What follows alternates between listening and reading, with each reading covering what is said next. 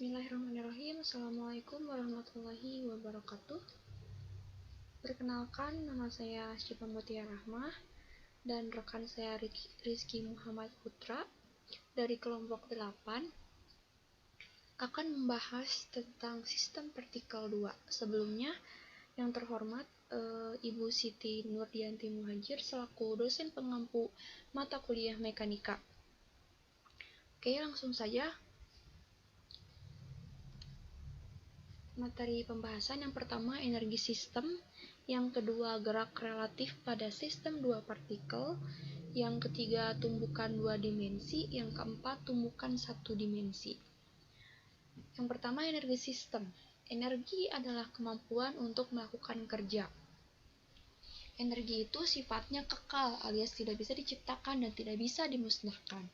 Sesuai hukum kekekalan energi yang berbunyi energi tidak dapat diciptakan atau dimusnahkan. Energi hanya dapat diubah dari satu bentuk ke bentuk lain. Tetapi energi bisa diubah dari satu bentuk ke bentuk yang lain. Contohnya, yaitu saat kita menyalakan kipas angin, terjadi perubahan dari energi listrik menjadi energi gerak. Atau saat kita menyalakan senter, terjadi perubahan dari energi kimia dalam baterai menjadi energi cahaya. Yang kedua, sistem dan lingkungan. Sistem adalah segala sesuatu yang menjadi pusat perhatian dalam mempelajari perubahan energi, sedangkan lingkungan adalah hal-hal yang di luar sistem yang membatasi sistem dan dapat mempengaruhi sistem. Contohnya adalah api unggun. Nah, api unggun di sini merupakan sistem, sedangkan hal-hal lain yang berada di sekitar api unggun, misalnya udara sekitar, kamu yang sedang duduk di pinggir api unggun, dan tenda yang berada di balik punggungmu merupakan lingkungan. Nah, yang selanjutnya jenis-jenis sistem. Yang pertama, jenis sistem terbuka. Nah, di sini terlihat bahwa contoh sistem terbuka di sini adalah api unggun. Pada sistem terbuka terjadi perpindahan energi dan perpindahan materi. Artinya, antara sistem dan lingkungan tidak terdapat batasan yang jelas, sehingga memungkinkan terjadinya perpindahan energi dan materi. Nah, mengapa contohnya api unggun? Itu karena energi panas pada api unggun ini dapat dirasakan juga oleh kita yang duduk di pinggirnya. Kemudian, materi pada api unggun tersebut seperti percikan api dan abu hasil pembakaran kayu juga bisa sampai ke tubuh kita karena tidak ada batas antara sistem dan lingkungan. Yang kedua, sistem tertutup. Pada sistem tertutup ini hanya terjadi perpindahan energi. Mengapa? Karena sistem dan lingkungan terdapat batasan yang cukup jelas, tapi masih memungkinkan terjadinya perpindahan energi. Contohnya yaitu memasak menggunakan panci tertutup. Nah, energi panas dari kompor dapat berpindah menuju makanan yang ada dalam panci, tetapi makanan yang ada dalam panci tidak bisa berpindah karena berada dalam panci tertutup. Yang ketiga, jenis sistem terisolasi. Pada sistem terisolasi ini tidak terjadi perpindahan energi maupun perpindahan materi. Artinya, antara sistem dan lingkungan terdapat batasan yang sangat jelas, sehingga tidak memungkinkan terjadinya perpindahan energi maupun materi. Contohnya di sini air panas dalam termos. Batasan antara sistem dan lingkungannya, yaitu termos yang tertutup rapat. Pada sistem terisolasi tidak ada perpindahan energi dan materi karena sistem benar-benar terisolasi dari lingkungan sekitarnya. Yang selanjutnya, cara menghitung perubahan energi. Energi dalam sistem merupakan fungsi keadaan, artinya besar perubahan energi dalam sistem atau delta E bergantung pada keadaan awal dan keadaan akhir yang terjadi dalam sistem tersebut. Nah, rumusnya yaitu delta E sama dengan E kuadrat dikurangi E1. Keterangan di sini delta E-nya yaitu perubahan energi dalam sistem, satuannya adalah joule, dan E1 energi dalam sistem pada keadaan awal, E2-nya energi dalam sistem pada keadaan akhir. Perubahan energi dengan kerja dan kalor ternyata saling memiliki hubungan. Besar perubahan energi dalam satu reaksi kimia merupakan jumlah perpindahan kalor dan kerja. Rumusnya yaitu delta E sama dengan Q ditambah W. Keterangan di sini delta E perubahan energi dalam sistem, satuannya joule, Q kalor, W kerja yang dilakukan sistem. Nah, jika sistem menyerap kalor, maka kalor atau Q akan bertanda positif. Sedangkan jika sistem melepas kalor, maka kalor atau Q akan bertanda negatif. Kemudian jika sistem yang melakukan kerja, maka kerja atau W akan bertanda negatif. Sedangkan jika lingkungan yang melakukan kerja, maka kerja atau W akan bertanda positif. Apabila menghitung nilai kerja, nah bisa menggunakan rumus ini ya. W sama dengan min Q delta V. Keterangan di sini delta V yaitu perubahan volume, satuannya L, P tekanan, satuannya ATM, W kerja yang dilakukan sistem. Nah, contoh soal, jika pembakaran bahan bakar dalam suatu mesin melakukan kerja sebesar 855 Joule dan menghasilkan panas sebesar 1422 Joule, maka berapakah perubahan energinya? Bisa dijawab, diketahui di sini W-nya min 855J. Karena sistem yang melakukan kerja, maka nilai W itu negatif ya. Dan Q di sini menjadi min 1422J. Karena sistem melepas kalor, maka nilai Q negatif. Yang ditanyakan di sini delta E atau perubahan energinya. Dijawab delta E sama dengan Q ditambah W. Delta E sama dengan min 1422J ditambah min 855. Hasilnya negatif 2277J. Jadi perubahan energi di sini adalah sebesar min 2277 Joule. Materi selanjutnya yaitu gerak relatif dua partikel. Gerak relatif adalah gerakan tubuh bergerak sehubungan dengan tubuh lain yang bergerak atau diam, yang dikenal sebagai gerakan relatif antara kedua tubuh yang berinteraksi. Partikel yang banyak perlu dipertimbangkan secara umum untuk penerapan fungsi gelombang pada masalah-masalah kimia. Dalam usaha untuk melihat secara umum aplikasi pada sistem molekul, marilah kita untuk pertama kalinya mempelajari sistem dengan dua partikel. Masalah dalam sistem dua partikel dapat direduksi menjadi salah satu partikel ketika gerak relatif dan gerak titik pusat gravitasi terpisah. Yang pertama, pemisahan gerak relatif dari gerak translasi. Marilah kita mengandaikan bahwa energi untuk dua partikel E dinyatakan sebagai penjumlahan energi kinetik E1 dan E2 untuk partikel dan U untuk energi potensial. Itu rumusnya E sama dengan E1 ditambah E2 ditambah U. Di mana E1 ini sama dengan setengah M1V1 kuadrat atau E2 sama dengan setengah M2V2 kuadrat. Koordinat relatif dapat diperkenalkan sebagai posisi dari partikel kedua terhadap partikel pertama. X sama dengan X2 min X1, Y2 dikurangi Y1, Z2 dikurangi Z1. Kecepatan relatif V yang didefinisikan sebagai turunan terhadap waktu dari posisi relatif diberikan oleh V sama dengan V kuadrat dikurangi V1. Nah, gerak dari pusat gravitasi yang bebas terhadap gerak relatif antara partikel berhubungan dengan gerak paralel yang menjaga geometri relatif antara partikel dan disebut sebagai gerak translasi atau translasi. Energi dari sistem dengan dua partikel dapat dinyatakan sebagai penjumlahan dari energi untuk gerak relatif dan translasi. Rumusnya itu E sama dengan setengah M1 ditambah M2 VJ kuadrat ditambah setengah U V kuadrat ditambah U. Yang kedua, pemisahan rotasi dan vibrasi. Gerak relatif dari sistem dengan dua partikel dapat dibagi menjadi rotasi dan vibrasi. Gerak rotasi dapat dibayangkan sebagai rotasi dari sebuah dumbbell. Sebuah prototip dari gerakan vibrasi adalah vibrasi dari dua bola yang dihubungkan dengan sebuah pegas sebagaimana ditunjukkan yaitu di dalam gambar 115 ini. Sudut-sudut adalah variabel yang cocok untuk gerak rotasi. Itu soalnya Perahu dengan kecepatan 8 meter per sekon menyeberangi sungai selebar 40 meter dengan arus berkecepatan 6 meter per sekon.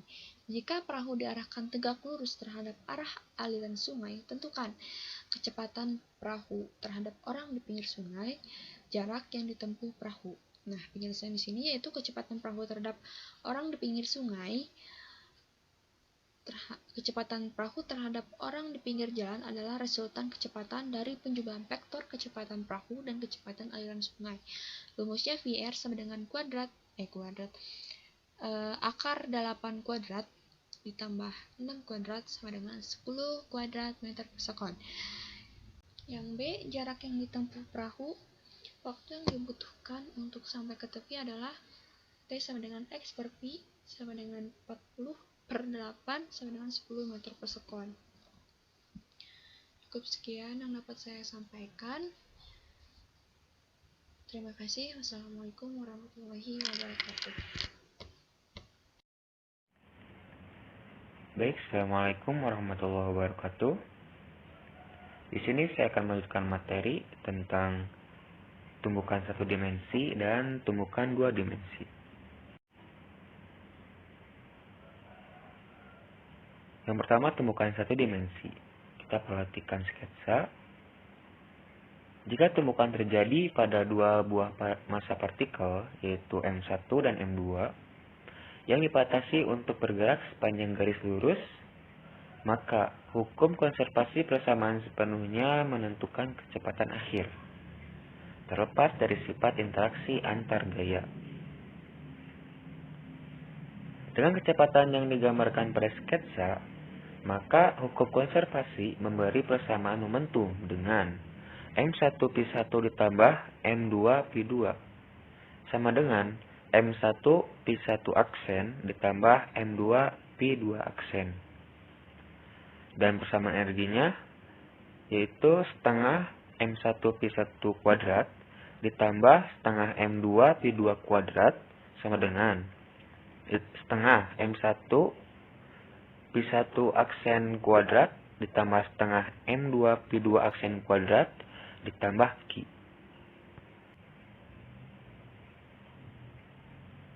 Persamaan ini dapat diselesaikan dengan P1 aksen dan P2 aksen dalam bentuk M1, M2, P1, P2, dan Q. Ini contoh soal tumbukan elastis pada dua bola. Di sini diilustrasikan tumbukan M1 dan M2 memiliki kecepatan yang sama dengan arah yang berlawanan. Kemudian, setelah tumbukan, maka M1 bergerak ke arah kanan dan M2 juga bergerak ke arah kanan. Sini diketahui bahwa M2 sama dengan 3 kali dari M1, P2 sama dengan P1. Nah, yang ditanyakan adalah P1 aksen dan P2 aksen.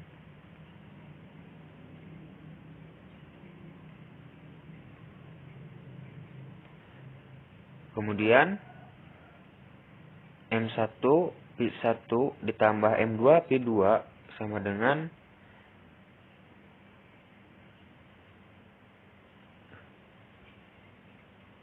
coret M1-nya. Maka kita peroleh P ditambah min 3P. Maka hasilnya min 2P. Sama dengan P1 aksen ditambah 3P2 aksen. Atau bisa juga P1 aksen sama dengan min 2P dikurangi 3P21 aksen.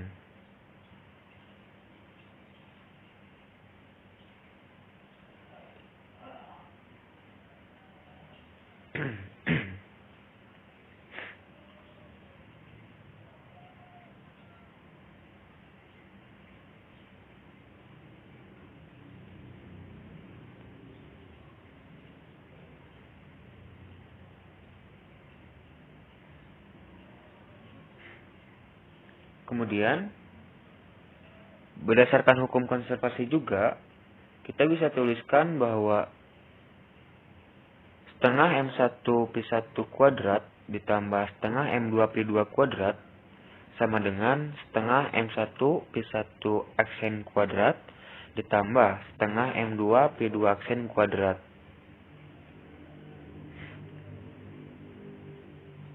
Sehingga jika kita memasukkan nilai yang diketahui, maka setengah M1 Pi2 ditambah setengah 3M1 Pi2 sama dengan setengah 3M1 Pi2 aksen kuadrat.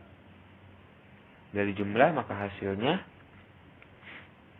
4Pi2 sama dengan Pi1 aksen kuadrat ditambah 3Pi2 aksen kuadrat. Kemudian kita uraikan. 4Pi2 4Pi kuadrat sama dengan negatif 2Pi dikurangi 3Pi2 aksen pangkat 2 ditambah 3Pi2 aksen kuadrat. Kemudian 4Pi kuadrat itu sama dengan 4Pi2 ditambah 12Pi Pi2 aksen ditambah 9Pi2 aksen kuadrat.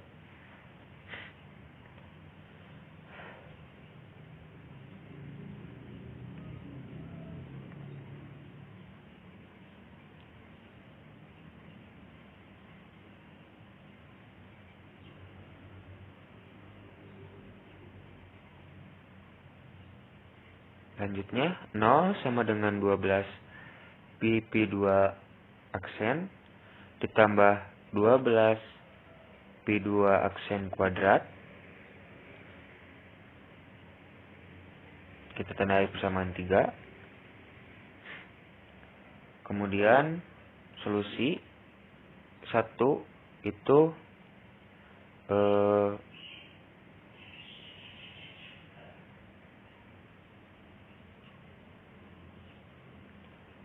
solusi 1 itu kebersamaan 2 Pi1, maka diperoleh Pi aksen sama dengan negatif 2Pi dikurangi 3 kali 0 sama dengan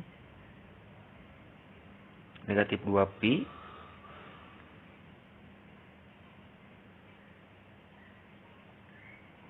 selanjutnya untuk solusi 1 itu kebersamaan 2, maka nanti akan diperoleh Pi aksen sama dengan negatif 2Pi dikurangi 3 kali 0. Kemudian hasilnya negatif 2Pi.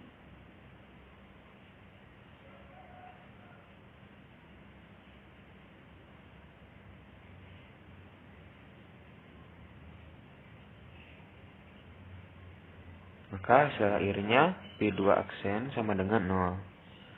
Nah, terus solusi kedua yaitu Pi aksen sama dengan negatif 2Pi dikurangi 3 kali negatif Pi. Hasilnya Pi. Dan hasil akhirnya Pi2 aksen sama dengan negatif Pi. Nah, untuk selanjutnya temukan 2 dimensi. Kalau tadi kan ditemukan 1 dimensi itu hanya ada 1 sumbu ya.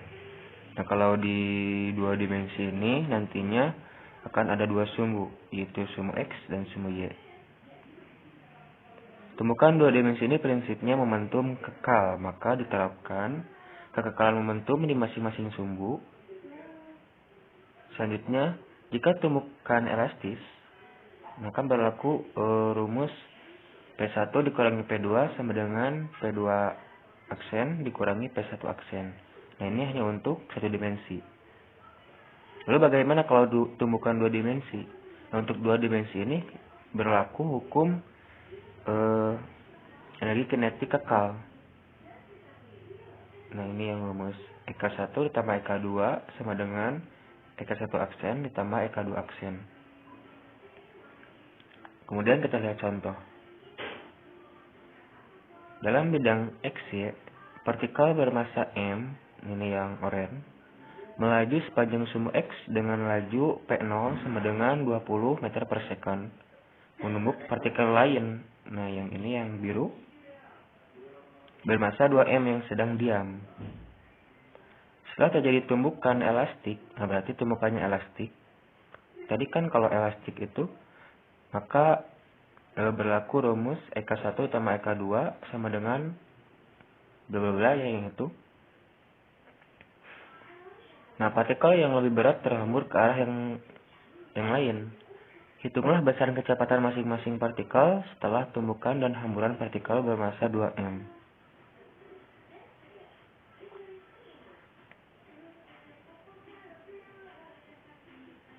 Jadi di sini sesuai petunjuknya ya, terapkan momentum di masing-masing sumbu. Nah, yang belum ketahui kan itu P1, P2, dan Theta 2. Berarti kita membutuhkan 3 persamaan. Yang pertama kita cari kekekalan momentum di sumbu X. Sebelum tumbukan, itu P1X ditambah P2X sama dengan setelah tumbukan, P1Y aksen ditambah P2Y aksen. Untuk P1X.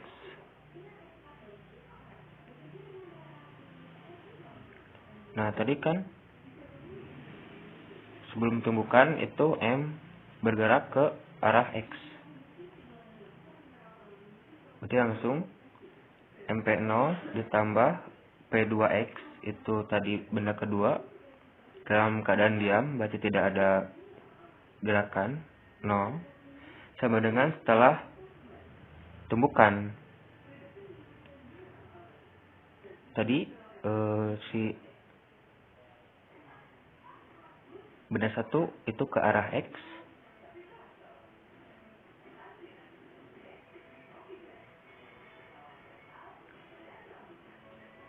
maka ditulis M1 cos theta 1 ditambah tadi benda 2 juga ke arah sumbu X, masanya 2, berarti ditulis 2MP2 cos theta 2. Kita simpan sebagai persamaan pertama. Selanjutnya kita cari kekekalan momentum di sumbu Y. Sebelum tumbukan, P1Y ditambah P2Y sama dengan P1Y aksen ditambah P2Y aksen.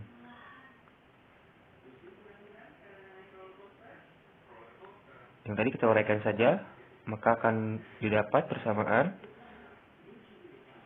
0 ditambah 0 sama dengan MP1 sin theta 1 dikurangi 2MP2 sin theta 2. Nah, ini bisa dihapus M-nya sama 0-nya juga. Maka ditemukan persamaan P1 sin theta 1 sama dengan 2P2 sin theta 2. Kita simpan sebagai persamaan 2. Nah, tadi kan tumbukannya itu elastik ya. Maka nanti kan berlaku hukum energi kinetik kekal. EK kekal itu setengah MP0 kuadrat ditambah 0 sama dengan setengah MP1 kuadrat ditambah setengah MP2 kuadrat. Nah, setengahnya sama M bisa dicoret, maka nanti akan dihasilkan ini P0 kuadrat sama dengan P1 kuadrat ditambah 2P2 kuadrat. Kita simpan sebagai persamaan 3. Nah, kemudian kita eliminasi substitusi ya. 1 dan 2. Mengapa sih harus 1 dan 2? Nah, lihat di theta 2 itu mempunyai cos. Yang pertama ada cos, yang kedua ada sin. Nah, jadi kita harus hilangkan dulu itu.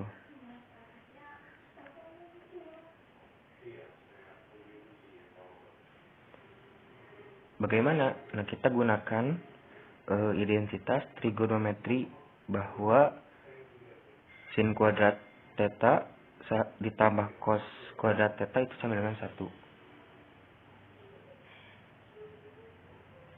Kita masukkan persamaan 1. P0 sama dengan P1 cos theta 1 ditambah 2P2 cos theta 2. Pindah ruaskan biar sama dengan persamaan 2. Jadi P0 dikurangi P1 cos theta 1 sama dengan, tuh kan, sama 2P2 cos theta 2. Itu persamaan 2. P1 sin theta 1 sama dengan 2P2 sin theta 2. Nah, kemudian dikuadratkan, persamaan 1 dikuadratkan, persamaan 2 jadi dikuadratkan.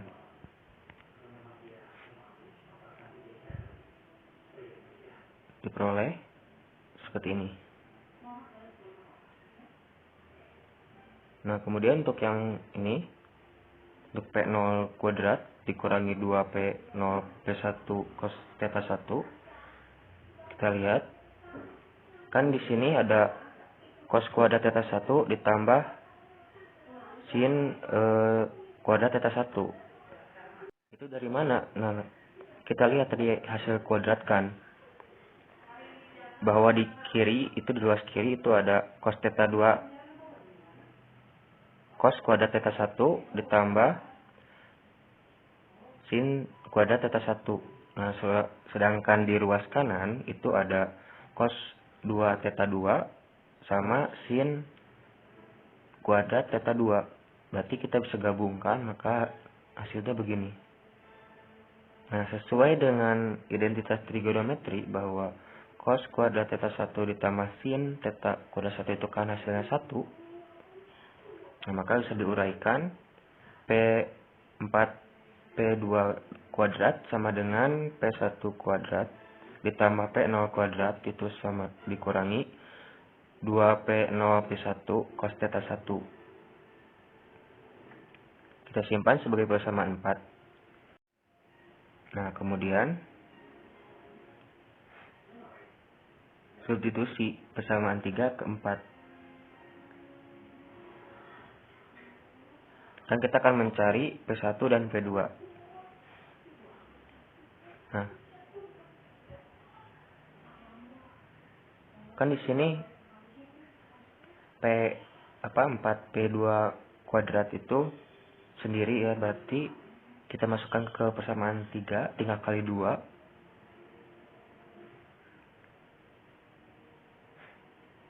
Jadi 2P0 kuadrat itu sama dengan 2P1 kuadrat ditambah 4P2 kuadrat. Jadi sama.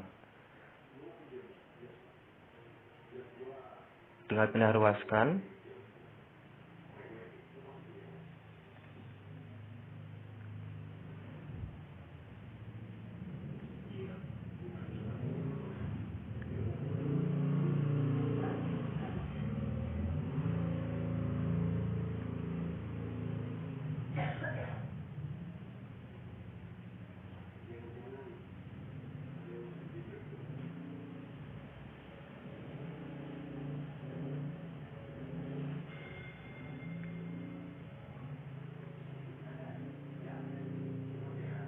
Nah, jadi diperoleh 2P0 kuadrat dikurangi 2P1 kuadrat sama dengan P1 kuadrat ditambah P0 kuadrat dikurangi 2P0 P1 cos theta 1. Pindah ruaskan, maka menjadi 3P1 kuadrat dikurangi 2P0 P1 cos theta 1 dikurangi P0 kuadrat sama dengan 0. Kemudian dijumlahkan. Nah, nanti P1-nya kita dapat 15,35 meter per second. Nah, untuk mencari P2 kita gunakan persamaan 3. Setelah diuraikan maka akan diperoleh P2 itu 9,07 meter per second. Selanjutnya, dan untuk mencari theta 2 itu bebas mau persamaan 1 atau 2 juga boleh. Maka nantinya akan diperoleh theta 2 itu 47,12 derajat. Begitu. Sekian dari saya. Mohon maaf apabila kurang dipahami. Dan apabila ada salah-salah kata, Assalamualaikum warahmatullahi wabarakatuh. Saya kembalikan lagi ke moderator.